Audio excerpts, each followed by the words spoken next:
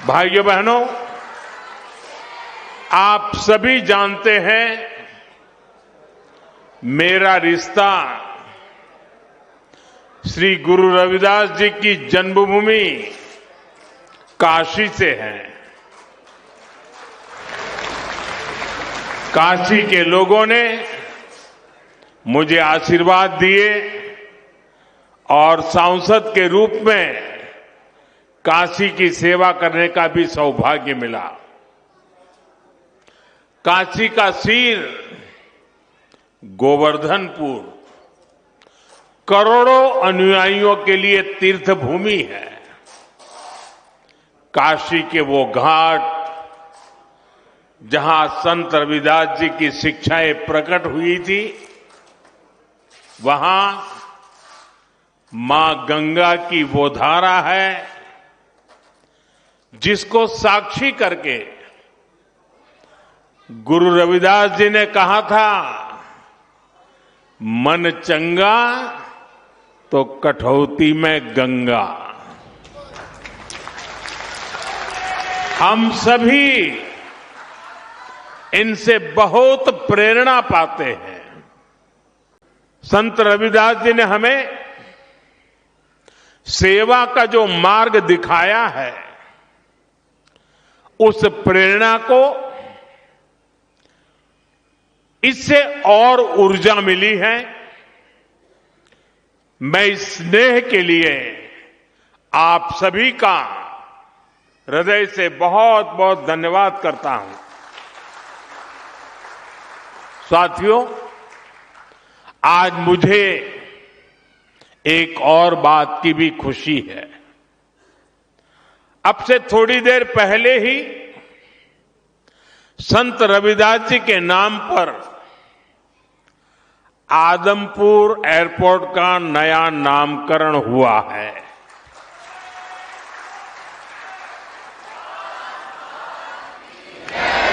Adampur airport को अब श्री गुरु रविदास जी महाराज जी airport के नाम से जाना जाएगा। इसके साथ भी एक और भी कार्यक्रम हुआ आज। इसके अलावा हलवारा एयरपोर्ट की नई टर्मिनल बिल्डिंग का उद्घाटन भी किया गया। मैं पंजाब समेत पूरे देश के लोगों को इन कार्यों की बहुत बहुत बधाई देता हूं। साथियों, श्री गुरु रविदास जी ने समाज में बराबरी और समान अवसर की बात की थी। इसी भावना से अयोध्या के एयरपोर्ट का नाम महर्षि वाल्मीकि इंटरनेशनल एयरपोर्ट रखा गया। अब आज का ये आयोजन उसी भावना को आधुनिक रूप दे रहा है। साथियों, श्री गुरु रविदास जी के जन्म को 600 साल से ज्यादा हो चुके हैं, यानी 6 सदियां बीत गई। आप देखिए, उस दौर में भारत ने कितने विदेशी आक्रमण झेले, कितनी हिंसा और अस्थिरता झेली। एक और बाहरी हमले तो दूसरी ओर भीतरी चुनौतियां, और ऐसे कठिन समय में काशी में रविदास जी जैसे संत का जन्म हुआ था। उन्होंने समाज को झकझोरा। उन्होंने हमें सिखाया, एकई माटी के सब भांडे, सभा का एको सिरजनहार। रविदास व्यापे अकई गट भीतर, सबको एकई घड़े कुम्हार। अर्थात हम सब एक ही मिट्टी से बने हैं और हमें बनाने वाला एक ही कुम्हार है। साथियों, श्री गुरु रविदास जी की ऐसी शिक्षाओं से समाज में एक नई चेतना जगी। भारत के समाज ने अपनी कमजोरियों को पहचानना भी शुरू किया और उन्हें दूर भी किया। यहां पंजाब में भी लाखों लोगों ने संत रविदास के दिखाए मार्ग पर चलकर उनके आदर्शों और उपदेशों को आत्मसात किया। साथियों, श्री गुरु रविदास जी ने भारत के लिए भविष्य की एक संकल्पना भी पेश की थी। उनकी उस संकल्पना का नाम था बेगमपुरा। उन्होंने कहा था, बेगमपुरा शहर की नाऊ, दुख अंदो नाही तिही ठाऊ, ना तस्वीस खिराजू, न मालू खौफू न खाता न तरसू जवालू। वैसे तो संत रविदास जी के इस शब्द के गहरे आध्यात्मिक अर्थ है, लेकिन इसमें एक शहर की या एक समाज की रूपरेखा भी है। एक ऐसी व्यवस्था जहां कोई दुखी ना हो, कोई वंचित ना हो। मुझे संतोष है कि आजादी के इतने दशक बाद देश अब मिशन मोड में पूज्य रविदास जी की संकल्पना को साकार करने के लिए काम कर रहा है। इसी मिशन का नाम है विकसित भारत का लक्ष्य। विकसित भारत यानी ऐसा भारत जहां कोई गरीबी में रहने को मजबूर ना हो, एक ऐसा भारत जहां सबके लिए सम्मान हो, सबके लिए संभावनाएं हो।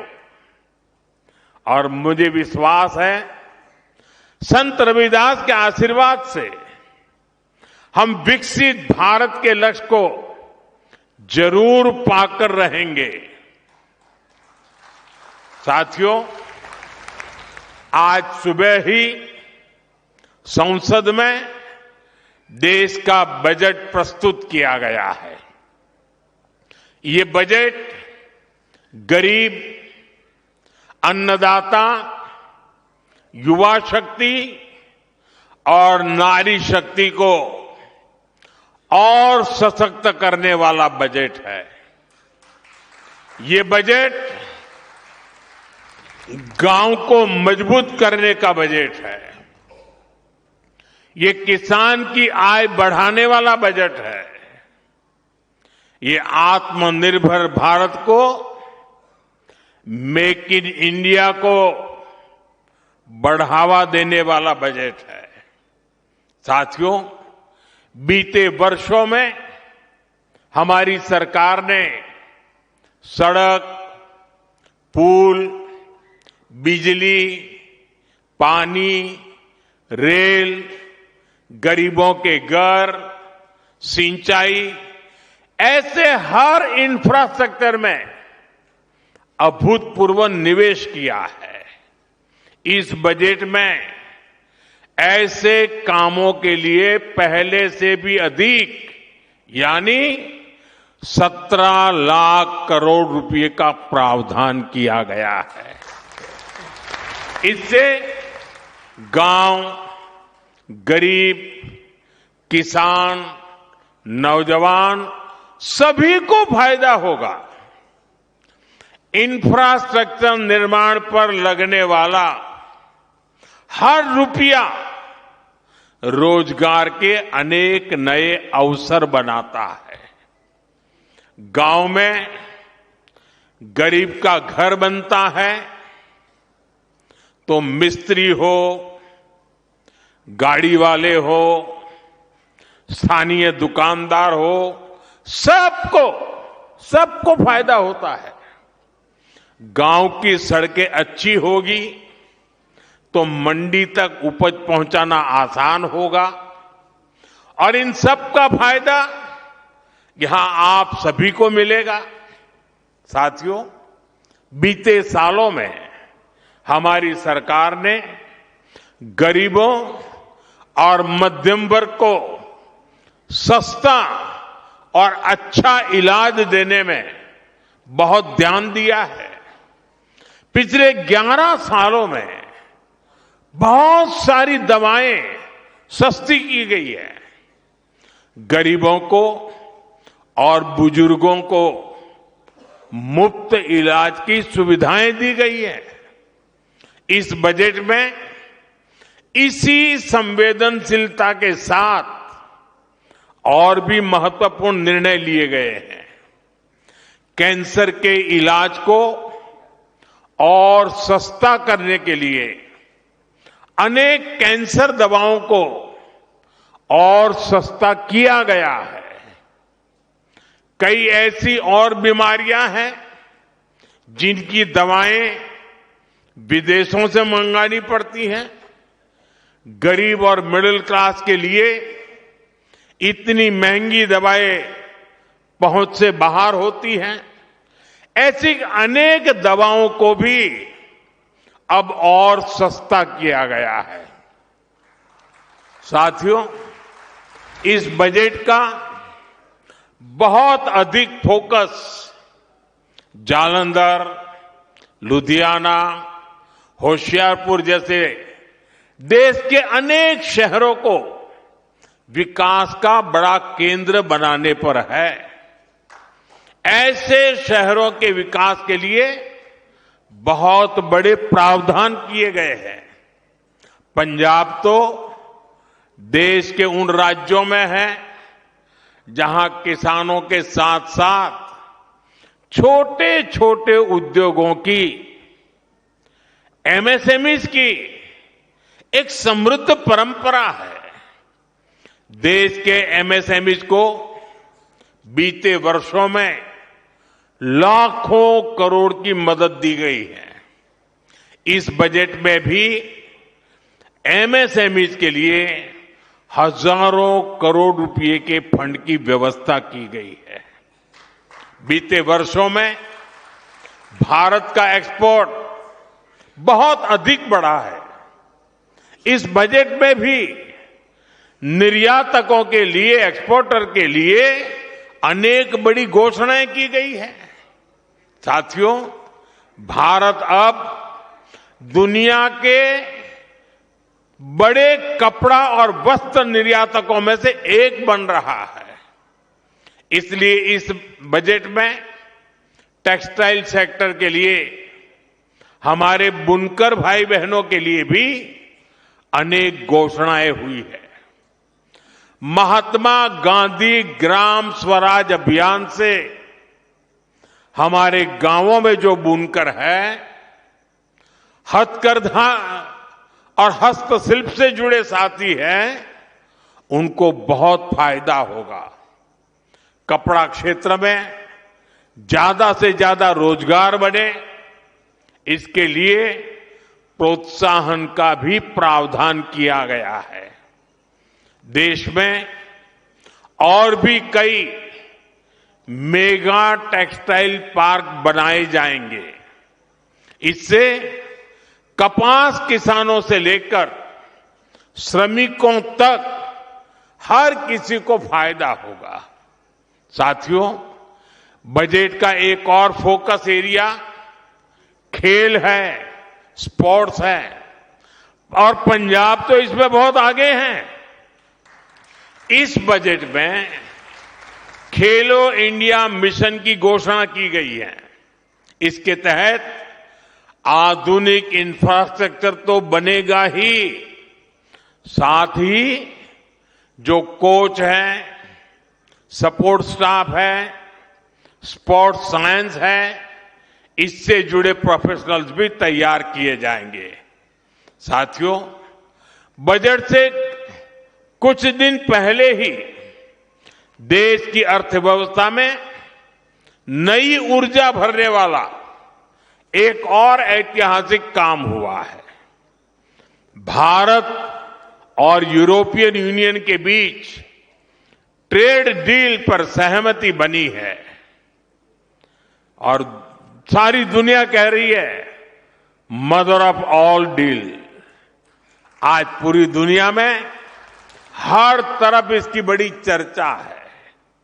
इस ट्रेड डील के बाद यूरोप के 27 देशों के साथ हमारा व्यापार खूब फलेगा फूलेगा। अब हमें वहां सामान भेजने के लिए टैक्स ना के बराबर देना पड़ेगा। हमारे पंजाब की पहचान तो यहां के मेहनती लोगों से है, यहां के किसानों से है। पंजाब को स्किल्ड युवाओं के लिए जाना जाता है। ट्रेड डील से हमारे पंजाब के भाई बहनों को बहुत फायदा होने वाला है।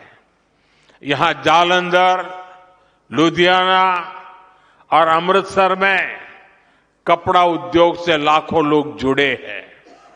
अब पंजाब के टेक्सटाइल सेक्टर को नए और बड़े बाजार मिलेंगे। 27 देश खुल गए हैं। यहां जो कपड़े तैयार होंगे वो यूरोप के बड़े बड़े बाजार में बिकने के लिए जाएंगे और उन पर टैक्स भी न के बराबर होगा। इसका मतलब है पंजाब की फैक्ट्रियों में ऑर्डर बढ़ेंगे, फैक्ट्रियों में काम बढ़ेगा। इससे डिजाइन, प्रोडक्शन जैसे दूसरे फील्ड में भी रोजगार बढ़ेंगे। साथियों, हमारा ये जालंधर स्पोर्ट्स से जुड़े सामानों के लिए, स्पोर्ट्स गुड्स के लिए विश्व प्रसिद्ध है। यूरोपियन यूनियन से हुई ट्रेड डील के बाद जालंधर और आसपास के इलाकों में स्पोर्ट्स के सामानों की मैन्युफैक्चरिंग बढ़ जाएगी। इसके साथ ब्रांडिंग, पैकेजिंग और लॉजिस्टिक में भी रोजगार बढ़ेगा। आज जो बजट प्रस्तुत हुआ है उससे भी जालंधर के स्पोर्ट्स गुड्स सेक्टर को बहुत मदद मिलेगी। साथियों, पंजाब खाद्यान्न के उत्पाद में भी आगे है। ट्रेड डील से हमारे प्रोसेस्ड फूड और आसानी से यूरोप के मार्केट तक पहुंचेंगे। इससे मोगा, फिरोजपुर, होशियारपुर और बठिंडा जैसे इलाकों में किसानों को बहुत फायदा मिलेगा। ये व्यापार समझौता पंजाब के युवाओं के लिए, किसानों के लिए बहुत बड़ा अवसर लेकर आया है और मुझे विश्वास है श्री गुरु रविदास जी के आशीर्वाद से आप सभी को इसका भरपूर लाभ मिलेगा। साथियों, इस अवसर पर मैं अपने देश के उद्यमियों, मैन्युफैक्चरर्स और प्रोडक्शन से जुड़े सभी लोगों से एक अपील करना चाहता हूं। हमें अपने प्रोडक्ट की क्वालिटी पर बहुत जोर देना होगा। हमारे उत्पाद जहां भी जाएंगे उन पर भारत की छाप होगी।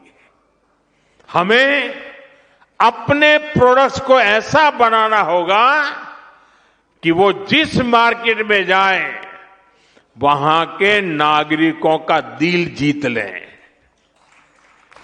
हमें ध्यान रखना होगा कि प्रोडक्शन क्वालिटी पर कोई समझौता ना हो। उसकी डिजाइनिंग, पैकेजिंग सबसे बेहतर हो।